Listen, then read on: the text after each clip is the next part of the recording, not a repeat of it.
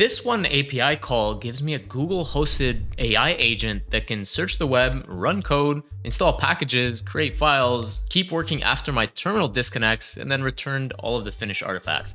The interesting part is not how much it can do, however. It is the two IDs that the call returns. One ID carries the conversation, the other carries the environment, which is the files, packages, and the workspace the agent created. If you mix those two up, managed agents feel like a pile of unrelated features. And once you separate them, the whole product becomes 4 controls you can actually reason about. So in this tutorial, we'll remove the editor and work directly with the Interactions API from Google's new Google Managed Agent service. You'll see what Google manages, what your application still owns, and where I would put a human gate before this touches a live system. So as of right now, Google's Managed Agents just launched, and it provides us with a really useful and easy way to create our own AI agents. And it's much simpler than anything I've ever worked with, so if you're not familiar with the whole AI agent world and or coding, this might be a really good place for you to start. But before we dive in, the mental model is just 4 layers. The interaction is the run and the conversation state. The environment is the hosted workspace. The agent definition is the reusable contract. And 4 external tools are the permission boundary. That is the map for the entire tutorial today. And I promise it's simpler in practice than it may sound. So let's build 3 examples. First, a research briefing agent that searches, runs Python, creates a chart and PDF, streams its steps, moves to the background, and then lets us download the workspace. Second, we'll create a reusable analyst with an agents.md file, custom skill, mounted sources, and a saved agent ID. Then third, a controlled operator that reaches an external system through remote MCP, pauses for a local approval function, uses a restricted network, refreshes a short-lived credential, and then stops at a token boundary. I linked the complete code and recording checklist in the description below. You can follow the 3 examples without trying to transcribe JSON from a moving video, which is obviously a terrible way to spend a perfectly good evening. And to build this, we're going to be using Gemini 3.5 Flash, which in certain regions has a free API tier available. And environment compute is currently unbilled during the Managed Agents preview as well. Agent loops, however, still consume model and tool usage, sometimes a lot of it, so we'll inspect usage and set a budget instead of calling the entire thing for free. Before we get started, you might be wondering what the difference is between Gemini Managed Agents and ADK. ADK, firstly, is Agent Development Kit. It's another Google product used to help you create agentic workflows. And that's really the difference. With ADK, you have a lot more control over the agentic flows and patterns you want to build programmatically. With Gemini Managed Agents, things are a bit more simplified, as you'll see. You let Google manage everything for you. It's a lower barrier to entry. So if you've been meaning to build your own agents or agentic flows, but don't have much experience, this might be a great place to start. So let's start with the smallest useful call. I'm starting in a clean Python environment so we can see exactly what this example needs. One note, the API key stays in the environment. It doesn't go into the prompt, the source tree, or anything we plan to show on the screen.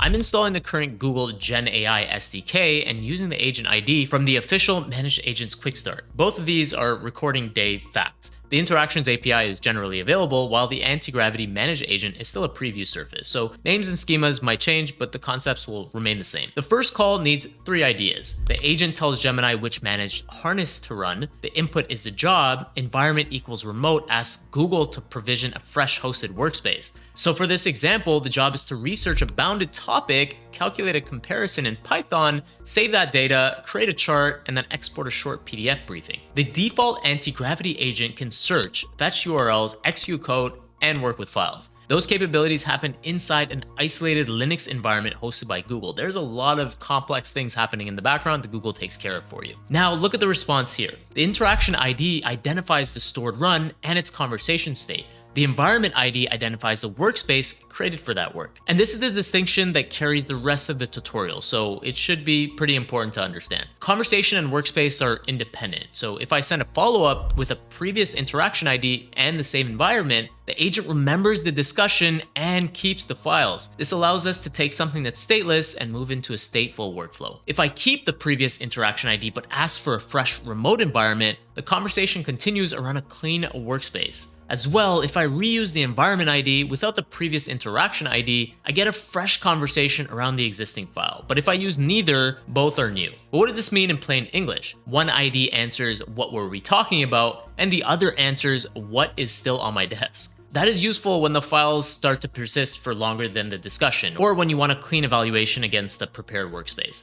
It also creates a design decision your product has to own. So Google can store the state, you still need to decide which state should continue.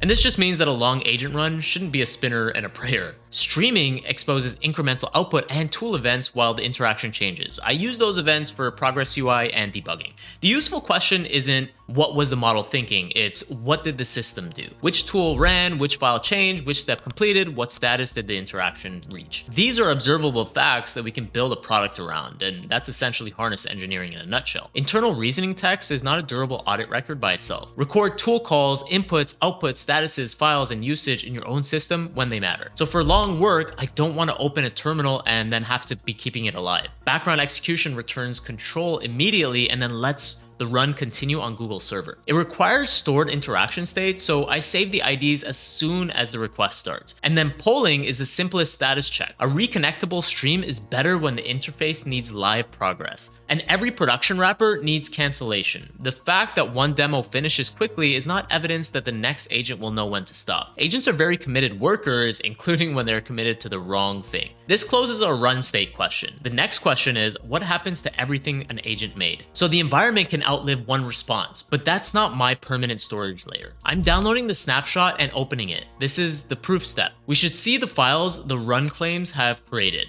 and we should be able to open the final PDF outside of the agent environment. Anything durable now moves into our own storage with the interaction ID, environment ID, source versions, and approval state attached. Do not stop at status equals completed. Open the artifact, text to make sure it works. And the current Antigravity agent accepts text and image input. That lets us return the chart and ask for a useful follow-up. Check the labels, identify any misleading scale, and compare the visual against the source data. Audio, video, and document inputs are not currently supported by the agent, but that could change by the time you're watching this. For a PDF, mount or extract the text that you need, but for a chart, image input is more than enough. That completes the first build. One real artifact, observable steps, two kinds of state, background execution, a downloaded workspace, and a visual review. The first example is linked to the description with the 4 state combinations written out. Use it as a test harness for everything else that you're working on if you're using managed agents. Change one ID at a time and predict what you need to persist before you run it. And so the first agent was configured for one interaction. Now we want behavior we can review, version, and reuse. The agents.md file is a standing contract. It tells the agent how to approach work in this environment. A skill is a named procedure, and it gives the agent a reusable workflow for a specific kind of task. The workspace itself contains templates, data, and other starting material. These files shape behavior. They don't grant permission. Tools and network rules still decide what the agent can and can't touch. The separation is important to know. A very polite instruction asking an agent not to call a dangerous tool is not the same as removing a tool entirely. For small instructions and templates, inline sources are the cleanest option because the whole configuration is visible in just one request. For code and version agent files, use a Git repository, but for larger managed artifacts, you can use Google Cloud Storage, for example. The choice is operational, not glamorous. Use the source type that makes review, updates, and access control easiest for the material you actually have. So I prototype with the base anti-gravity agent first because the feedback loop is faster. Once the instructions, sources, packages, and tools behave correctly, I then can save the configuration under an agent ID. A saved agent is a reusable contract. It's not a permanent conversation. That lets other interactions invoke the same setup without repeating the full configuration on every request. There's no agent versioning or rollback in the current preview, so I keep the source definition in my own repository. The API object is just a deployed copy. The repository is the revision history. So there are 2 useful creation paths. Creating from sources gives me a declarative setup I can inspect before it even runs. Forking captures a workspace I prepared interactively. I use sources when configuration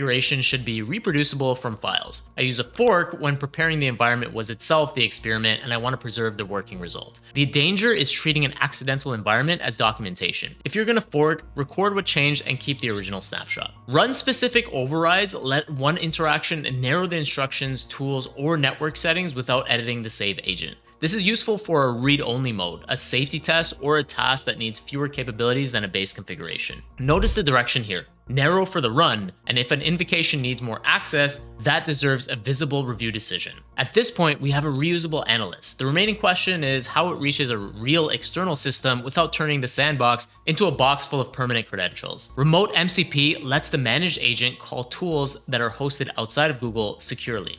The current transport is streamable HTTP. SSE, or server-sent events, are not supported for this connection, and the server name follows strict lowercase naming rules. So more important is the tool allow list. For this demo, the operator can read one project and create a draft. It cannot publish, send, or delete anything because those tools are not exposed. An agent with a credential is not more intelligent. It is simply more capable of ruining your afternoon, so keep that in mind. Keep the tool surface smaller than the prompt surface. MCP tools can remotely execute on the tool server. A custom function can return control to then our application, which it can do whatever it wants with.